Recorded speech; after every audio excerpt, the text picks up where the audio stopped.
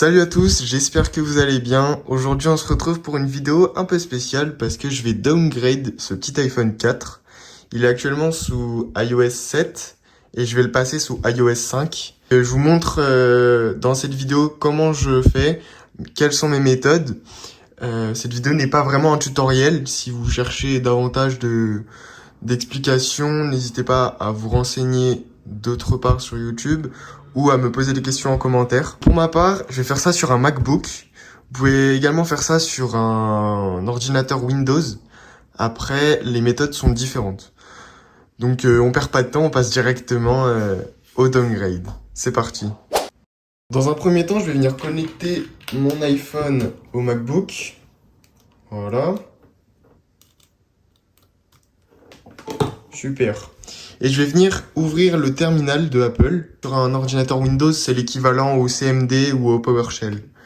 J'ai 3 documents ici. Alors un dossier et 2 documents. Donc c'est les systèmes d'exploitation qui vont me servir à downgrade l'iPhone. Ils seront en lien dans la description. Donc ne vous inquiétez pas. Ce que je vais venir faire, c'est dans un premier temps ouvrir le fichier Legacy iOS Kit et venir faire glisser le dossier. Alors attendez, je vais zoomer. Voilà. Restore.sh dans le terminal et je vais cliquer sur Entrée. Donc, OK. Voilà, super. Donc voilà, là il m'a exécuté le programme Legacy iOS Kit. Donc c'est le logiciel qui va me servir pour downgrade du coup cet iPhone. Au préalable, j'ai installé sur le site IPSW, bien sûr, tout sera en description. Choisissez bien le bon modèle, donc iPhone 4 GSM, si c'est un modèle européen, et puis il y a un autre nom pour les modèles américains. Ici, du coup, c'est iOS 7.1.2 et ici, c'est iOS 5.1.1. La version actuelle de cet iPhone, c'est 7.1.2 et moi, je vais le descendre sous 5.1.1.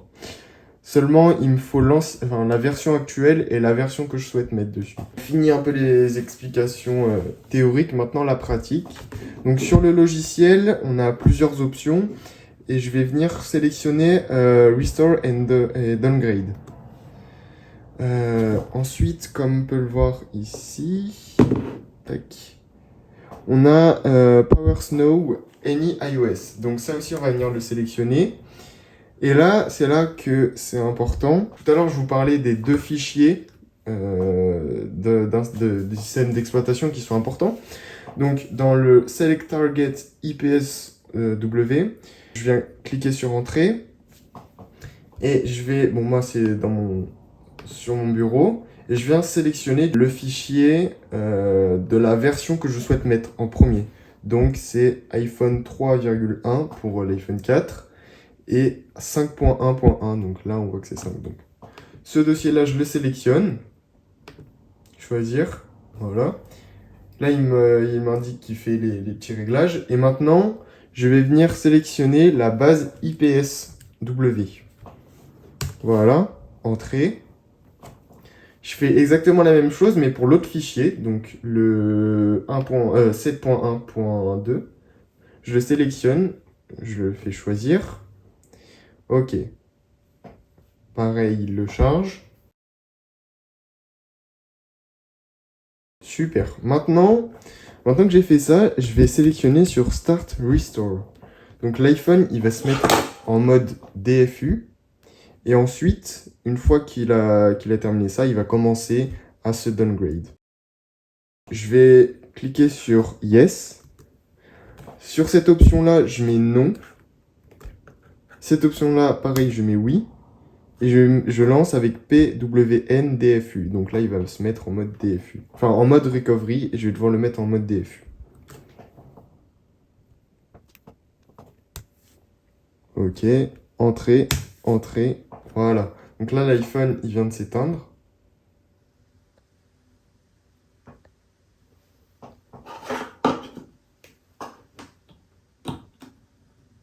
Il y aura tout le processus d'installation et de restauration du système d'exploitation qui va être en cours. Et ensuite, on aura iOS 5.1.1 qui va démarrer. Donc, le processus, il est un petit peu long, mais ça va. Donc là, je viens cliquer sur Yes, mais il faut être très réactif sur cette phase-là. Je clique sur Yes. Là, je fais rien. Et dès qu'il m'indique Hold Top and Home Button, j'appuie sur le bouton Power et le bouton, voilà, et là, je relâche. De toute façon, c'est tout écrit en anglais, et puis si vous avez des questions, je sais qu'il y a d'autres explicatifs pour mettre l'iPhone en mode DFU. Donc là, voilà, ça y est, il est en mode DFU, et il commence à installer tout le programme sur l'iPhone.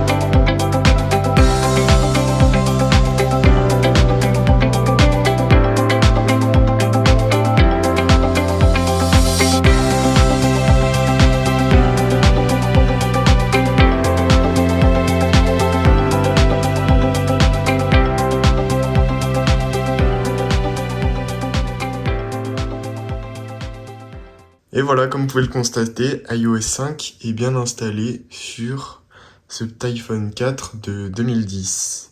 Donc c'est super parce que l'iPhone, il peut retrouver des performances de son époque. Il est moins bridé par le système d'exploitation. Bon, alors j'ai eu un petit problème lors de l'activation de l'iPhone. Voilà, il fait ça et j'arrive pas à l'activer. Donc j'ai un logiciel pour le débloquer qui s'appelle iRemove Tools. Donc je vais vous montrer comment je fais. Je l'ai déjà fait dans une vidéo précédente. Donc là, je vais vous remonter. Donc l'iPhone, il est bien connecté, hein, comme vous pouvez le voir. Il a été détecté par le logiciel. Et je vais venir cliquer sur Start Bypass. Il va me dire qu'il est en cours de processus. Et là, comme vous pourrez le voir, l'iPhone, il va se débloquer. Voilà. C'est assez rapide. Et après, j'ai plus qu'à le configurer comme nouveau téléphone. Donc, tac. Ne pas me connecter à l'identifiant Apple tout de suite. Accepter. Accepter. Ne pas envoyer à Apple. Voilà. Et là, boum! On est bien sur un iOS plus ancien que tout à l'heure. Et comme vous pouvez le constater, c'est iOS 5.1.1. Et voilà. Donc si cette vidéo vous a plu, n'hésitez pas à liker. Si vous avez davantage de questions, n'hésitez pas aussi. Comme je vous l'ai dit, cette vidéo n'est pas à but tutoriel ou vraiment explicative. C'est vraiment parce que ça faisait un moment que je voulais le faire et j'ai enfin trouvé une solution pour le faire. Donc voilà, si vous avez des questions, n'hésitez pas. Et puis moi je vous dis à plus pour une prochaine vidéo. Salut!